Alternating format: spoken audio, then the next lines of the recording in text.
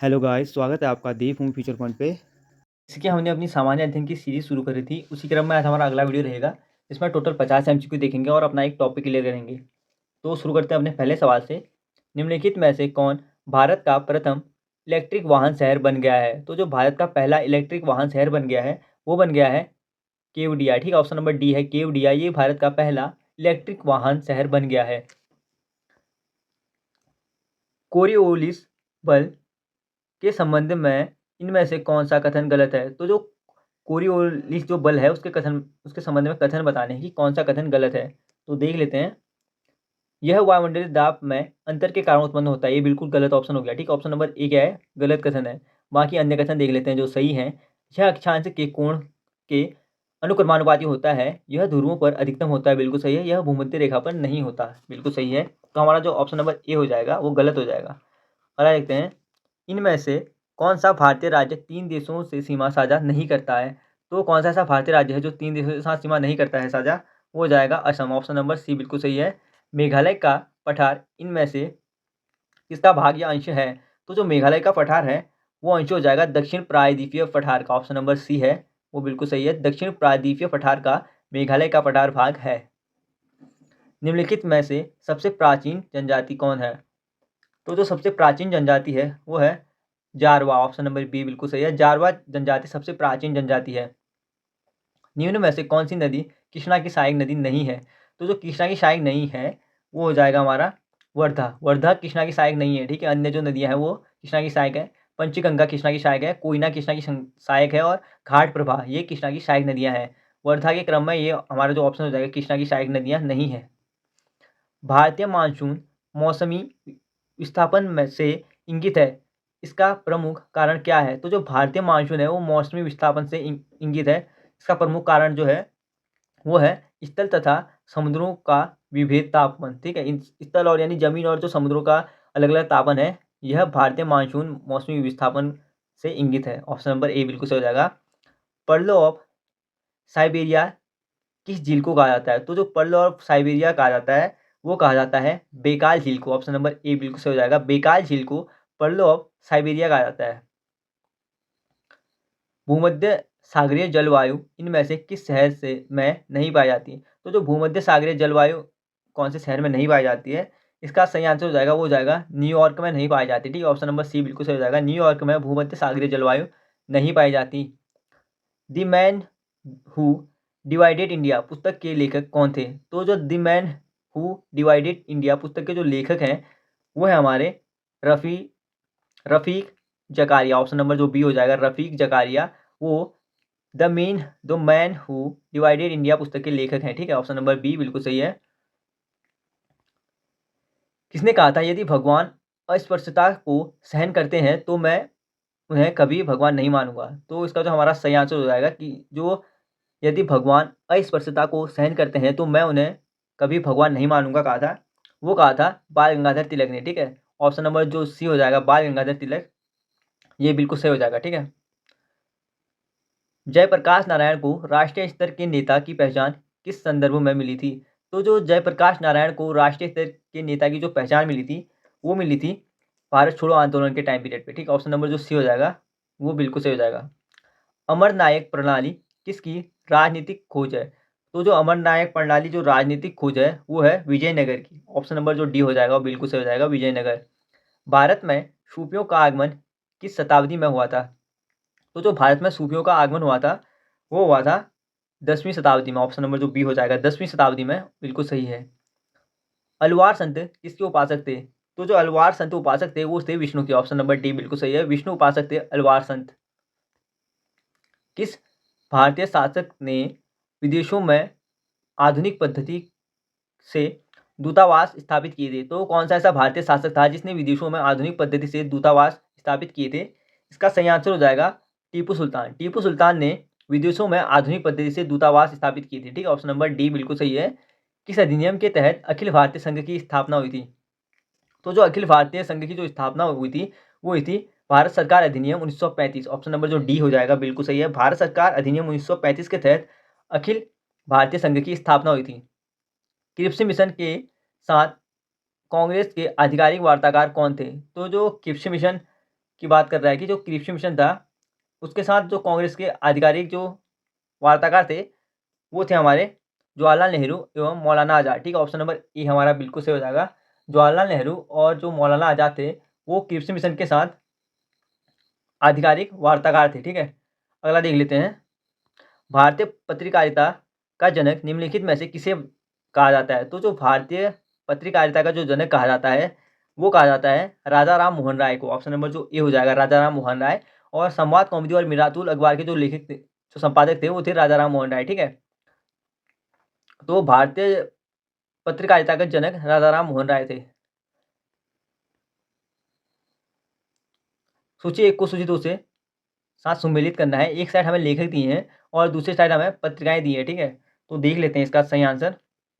Commonwealth, Commonwealth एनिबेशन ने लिखी थी। ठीक है, और जो कांग्रेस की पहली अध्यक्ष, महिला अध्यक्ष देखा जाए तो एनिबेशन थी। ठीक है, और फ्री हिंदुस्तान, तो जो फ्री हिंदुस्तान के जो लेखक थे वो थे तारकनाथ दास। ऑप्शन नंबर बी का हो जाएगा 3।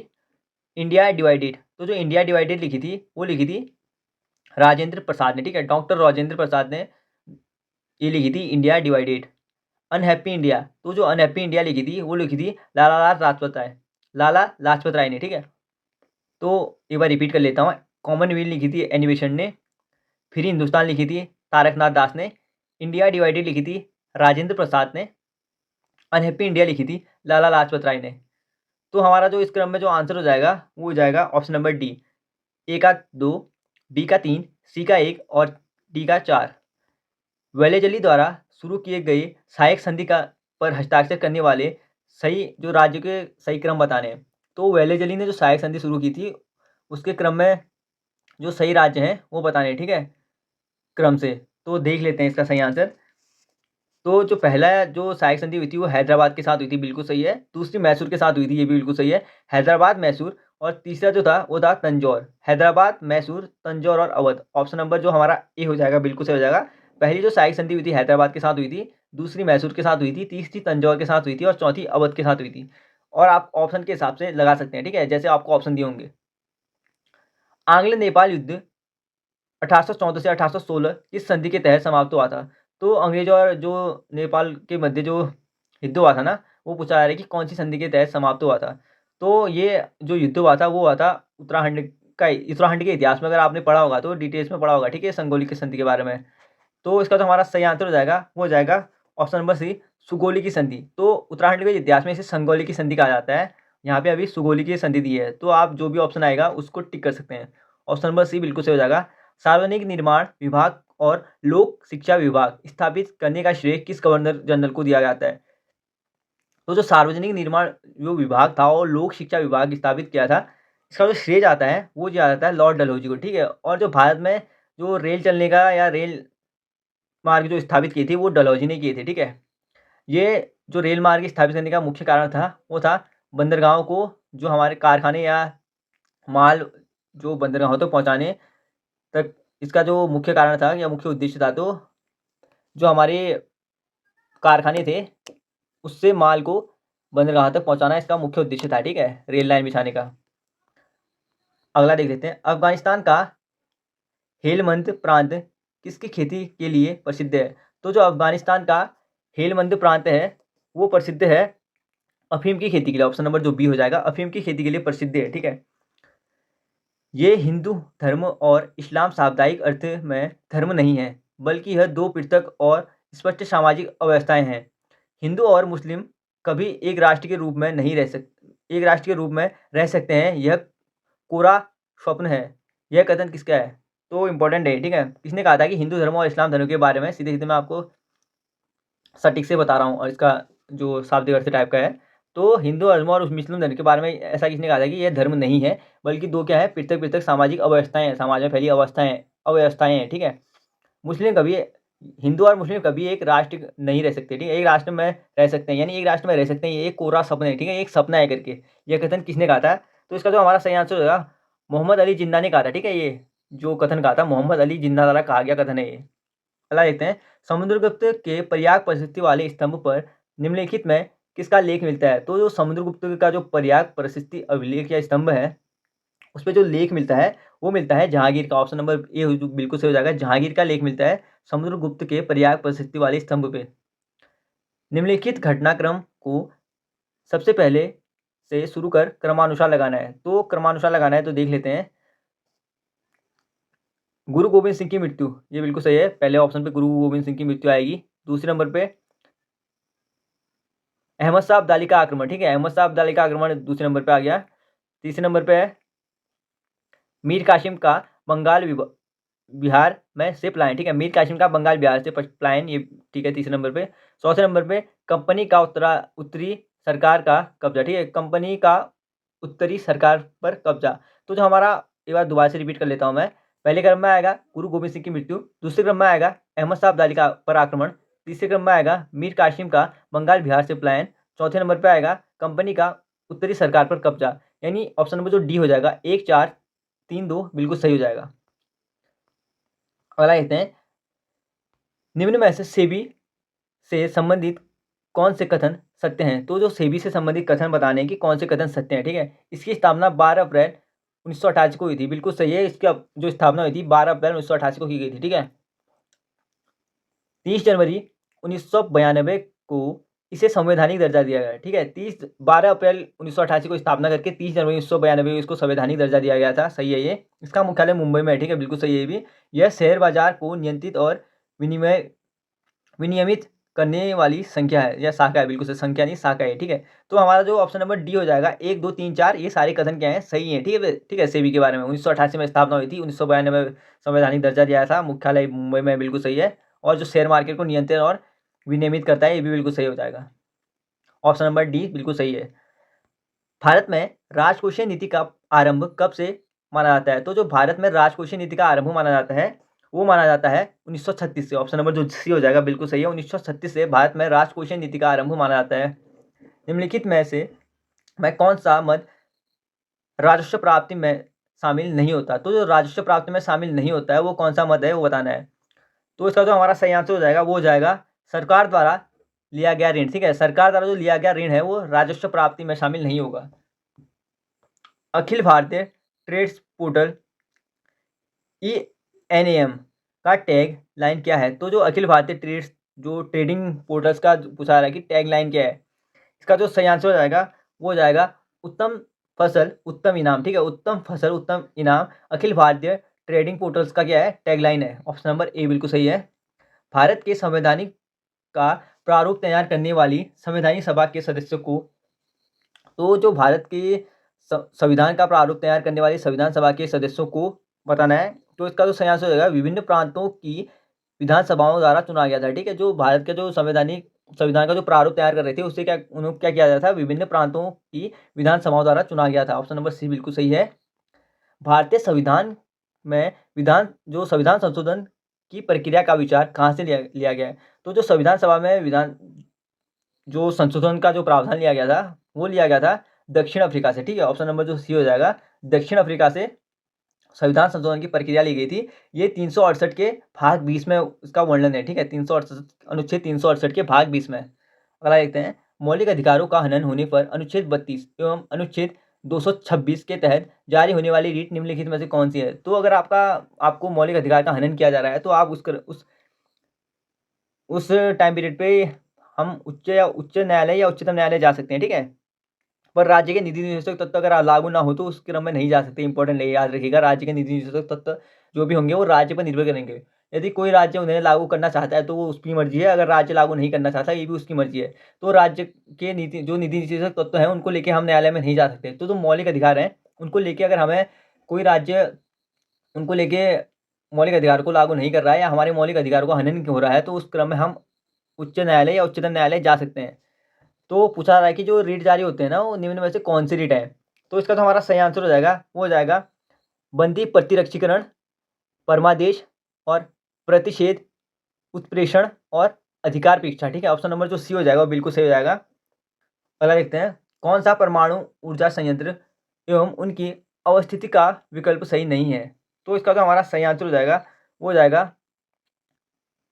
कारकापारा कर्नाटक, ठीक है। कारकापारा जो कर्नाटक है ये परमाणु ऊर्जा संयंत्र एवं उसकी अवस्थिति का विकल्प सही नहीं है। बाकी जो कोटा रहे राजस्थान में बिल्कुल सही है, तारापुर महाराष्ट्र में बिल्कुल सही है, नरोडा उत्तर प्रदेश में, ये भी बिल्कुल सही है। ऑप्शन नंबर जो सी है वो गलत विकल्प है, ठीक है, यानी सही नहीं है। इनमें कौन सा बंदरगाह प्राकृतिक नहीं है? तो कौन सा बंदरगाह प्राकृतिक नहीं है वो देखना है। तो इसका जो सही आंसर हो जाएगा वो हो जाएगा चेन्नई। चेन्नई का बंदरगाह प्राकृतिक नहीं है, ठीक है। बाकी कंडला का बंदरगाह प्राकृतिक है, मुंबई का है, और पारादीप का बंदरगाह प्राकृतिक है, ठीक है, ये तीनों है, और चेन्नई का प्राकृतिक नहीं है। ऑप्शन नंबर बी हमारा बिल्कुल सही हो जाएगा।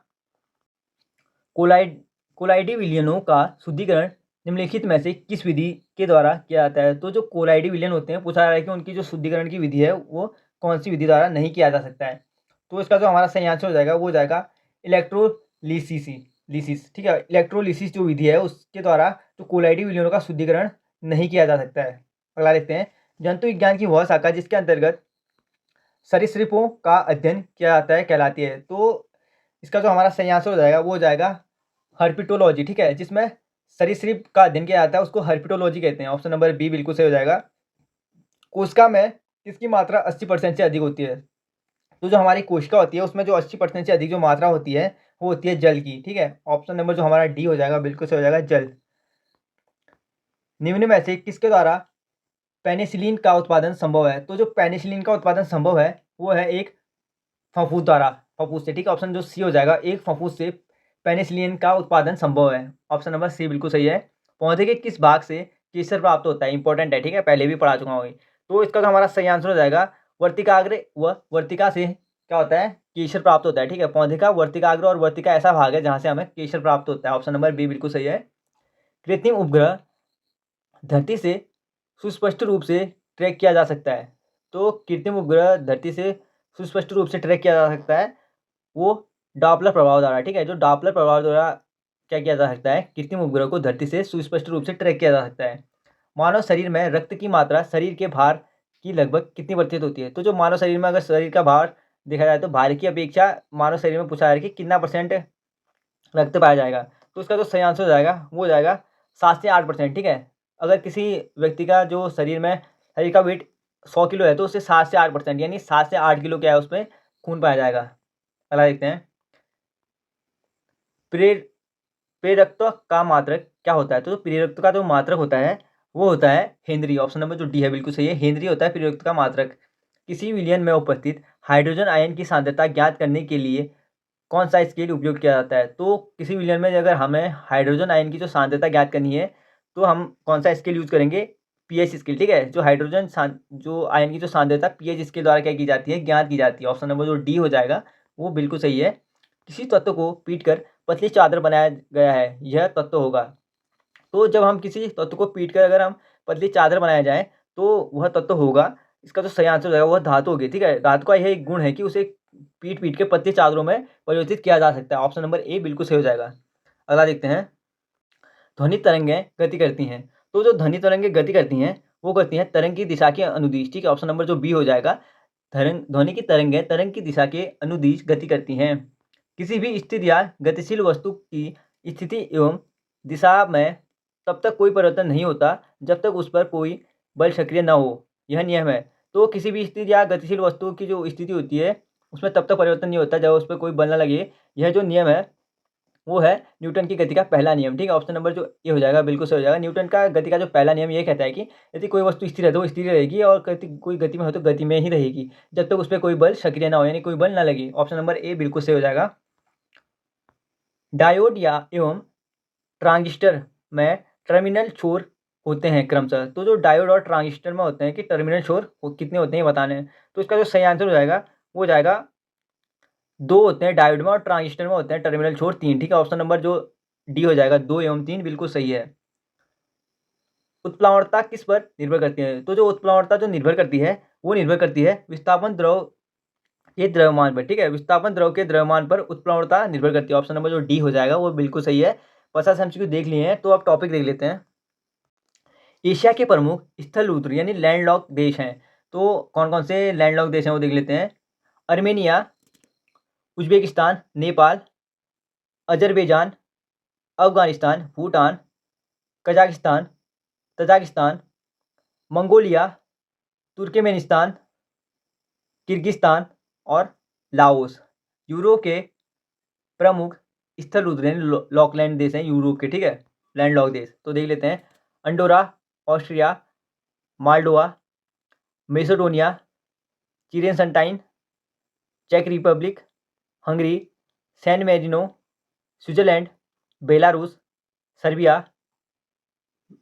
Vatican City, Luxembourg, Slovakia, Kosovo. ठीक है, तो अफ्रीका के प्रमुख लैंडलॉक देश लिख लेते हैं। Mali, Burkina Faso, Niger, Chad, Central Republic, South Sudan, Ethiopia, खांडा या रवांडा और Burundi, Uganda, Zambia, Zimbabwe, Botswana, Lesotho, Malawi और दक्षिण अमेरिका। तो जो दक्षिण अमेरिका है उसमें बोलीविया एवं पराग्वे।